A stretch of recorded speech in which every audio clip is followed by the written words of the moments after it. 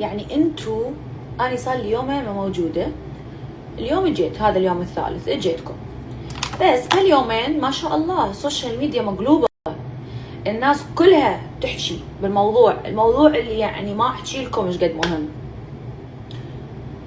طبعا كنت مشغولة، نزلت لكم فيديو يوتيوب، اشتغل على البراند وعلى اشياء تراكمات صايرة عندي، واليوم عندنا يوم ماراثوني، انا عندي هاي 5 دقائق قد احكي وياكم بيها بكذا موضوع. زين، شنو الموضوع؟ قوانين حفلة خطوبتي وحفلة عرسي اللي شاغلة الرأي العام، ما ادري ليش يعني، ما ادري، ما ضل احد ما يحكي بالموضوع، لدرجة انه كريم شريكة جاي من دولة ثانية يقول له اوه واو شفت قوانين. كريم اصلا ما عنده تيك توك. تعالوا نحكي شوية عن الموضوع. البوفيه اللي اوه ماي جاد شلعتوا قلبي بيه. واحد يقول لك اوه يعني ماكو اكل، شلون حفلة ما بيها اكل؟ واحد يقول لك جيب اكلك وتعال، واحد يقول لك لا اكيد توزع لكم بوكسات فيها اكل. ليش ما اخذتهم سفرة مدرسية اني؟ ما اخذتهم حديقة الحيوان اني واجيب لهم بوكس فيه اكل وعصير وموزة وما اعرف شنو؟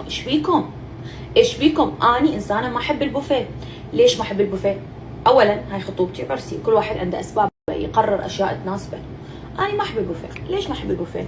لانه البوفيه ما احس بيه عدل. البوفيه ناس تاكل وناس ما تاكل.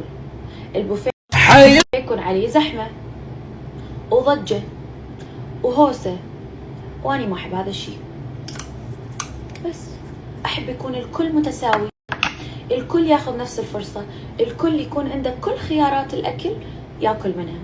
هذا الشيء غلط ولا صح؟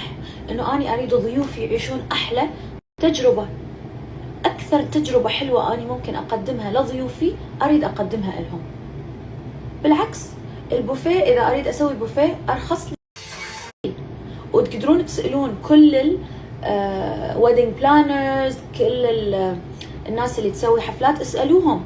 يكون في بوفيه 3 خيارات للأكل، في بوفيه وفي شيرنج ست منيو